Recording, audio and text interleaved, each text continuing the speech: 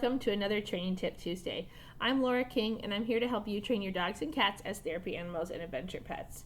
We're continuing with our back to school theme for September with a little bit of a stretch, but you probably know that one of the biggest benefits of children going to preschool or daycare or even school is socialization. Now, we talk about socialization a lot with our pets as well, and sometimes it gets a little confusing about what's actually good, beneficial socialization and what can negatively impact your pets. So today we're going to dive into a common situation that might seem harmless at first, letting your pet meet other dogs while on a walk. And while it may seem like a good opportunity for socialization, it can actually lead to a host of problems. So let's explore why it's best to avoid meet and greets with other pets while you're out on a walk with your pet. First of all, when you're out on a walk, the primary goal should be to provide your dog with the physical and mental stimulation that they need to lead a fulfilled life. Our goal is to allow our dogs to get exercise, practice good leash manners, work on your bond with your pet, focusing on you. And if your pet's struggling with leash walking and you're struggling to maintain their focus, allowing them to greet other pets during that walk is going to create more of a problem than a resolution, right? Because if they're pulling on the leash, barking, or excessively excited whenever they see another dog, and then you let them say hi, you're kind of rewarding that behavior and setting it in stone a little bit more each time. It becomes a harder and harder habit to break. So if you can't have your pet calmly focused at your side when you go past other animals, it is certainly not the time for them to interact with those other animals. But really, what we're worried about when we're out on a walk and we meet a random stranger with a random dog is that even if both dogs seem friendly, there may be some unexpected reactions and really a risk of injury. Behavior can be unpredictable, especially when a dog is on leash. Dogs can feel a little trapped when they're on leash because they can't move freely, which might make them more defensive or anxious than if they were meeting in a different situation. A situation that starts out friendly, but a dog feels stuck and can't get away for a little break, can quickly turn into a scuffle, or even worse, full-on aggression. This could lead to injuries to our dogs or even to you if you're trying to intervene. So really, it's probably best to just avoid it. Even if someone says their dog is friendly, if their dog is running up at your dog, charging at you, we already know that that dog doesn't have the best social skills. It's not being very polite. It's not waiting for permission to say hi. So it's already putting your dog in a situation where they're at a disadvantage and likely to feel uncomfortable. Imagine if you didn't know me, or maybe you saw me for the very first time walking down the street, and I just charged at you like this, right? My arms are up, I'm coming at you. I might be hugging you, but I also might be tackling you, and you wouldn't necessarily know the difference, especially if you don't know me already. That's how our dogs can feel if another dog is allowed to just run up at them. It feels like this could be an attack. It could be good, it could be bad, and it puts your dog on edge in a way that they just don't need to be. They don't have to meet those other dogs. Plus, we want to think about the risk of disease transmission. When dogs meet on walks, there's always a potential of spreading diseases or parasites like kennel cough, fleas or ticks. If they're on their body, they can jump over to your dog. Even if your dog is up to date on vaccines and preventatives, which I hope they are, ticks are crazy in Iowa this year and most of the country, unfortunately, the other dog might not be. And if they're not vaccinated, if they have an illness, they may be able to transmit that to your dog. So keeping your dog away from animals you don't know during walks helps to keep your dog healthy and reduce the risk of exposure. This is extra important if you have a little puppy, an elderly dog, or just an immunocompromised pet that maybe isn't feeling their best, maybe has other issues going on, like battling other diseases.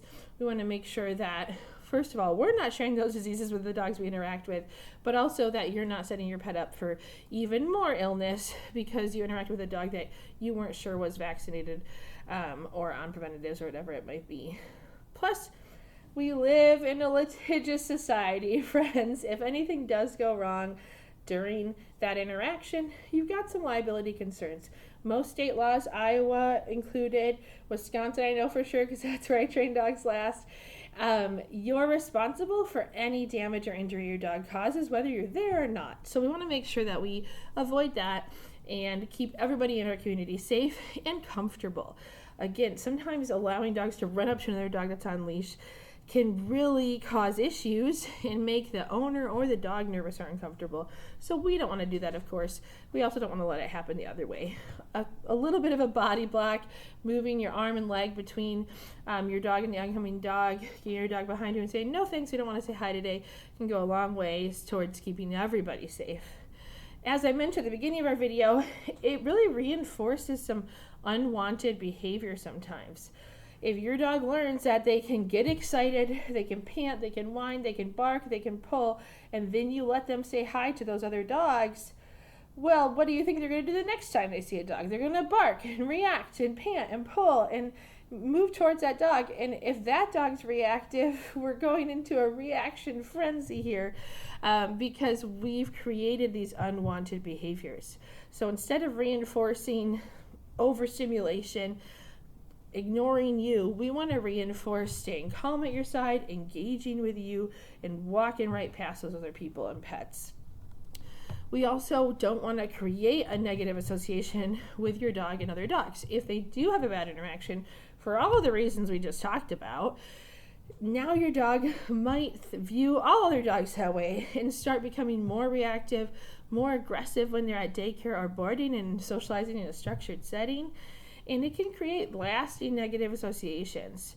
We don't want to create those unwanted behaviors, but we also don't want to create extra anxiety or defensiveness for our pets because they've had uncomfortable interactions on leash before.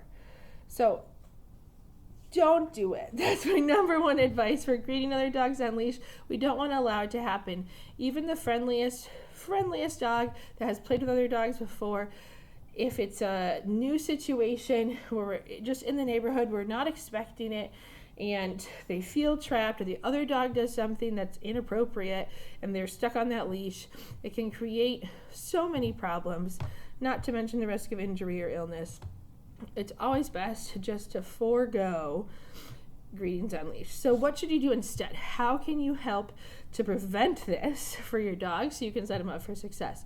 First of all, just focus on your walk. If you're not making eye contact with, waving at, talking to the other person and their dog, they're probably not they're gonna be less likely to approach you anyway. So keeping your dog engaged with you, you engage with your dog, that's gonna make it a little easier to just show that you're not interested in saying hi right now.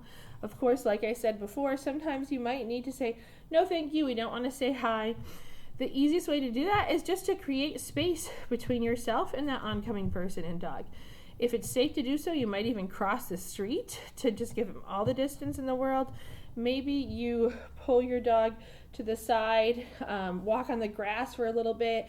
If there's a driveway or parking lot nearby, you can kind of tuck in there to allow them to go past without even getting close to your pet. And you can use distractions like treats, or a toy to keep your dog's attention on you and the other dog's going past so that they're not so excited, concerned, whatever it may be about that other dog. Now, I'm not saying that dogs can't ever make other dog friends, but if we want to properly introduce our pets, and I can certainly show you how to structure an interaction on leash with another pet, we want to do it in a controlled play date sort of situation. You want your dog to meet dogs of people that you know, because you know their level of training, you know if they're going to listen to the rules, if they're going to call their pet away when they're being inappropriate, you know if that dog is healthy or not, has it been vaccinated, has it been sick recently. Setting up a controlled play date with a family member or friend is a much, much safer way to introduce your dog to new doggy friends. And they may not all be friends, right? They may not love every single dog that they meet. Most people don't love every single person that they meet, but we want to work on those appropriate manners when we're meeting, and giving yourself lots of time for that is a big part of it. Working with your friends and family on your pets, doing relaxation drills around each other, going for a walk together before they're meeting face to face or nose to butt, however they may want to greet each other. These sort of things take time. We get our pets used to being around those other pets, calm, comfortable, and confident around those other pets, and then we can work on interactions. It's much, much safer, much more likely to go well, less likely to go poorly, and allows for that positive experience instead of negative experiences that create issues down the road. So remember that walks are really a time for you and your dog to bond, exercise, and enjoy the outdoors. They don't need to be impromptu social gatherings with other dogs. If you keep your dog focused on you during your walks, you're helping them develop better manners, you're reducing their stress, and you're keeping them safe. So if someone else wants to introduce your pets, say no thanks. But if it's someone you do know and you'd like to do it in the future, set up a controlled play group.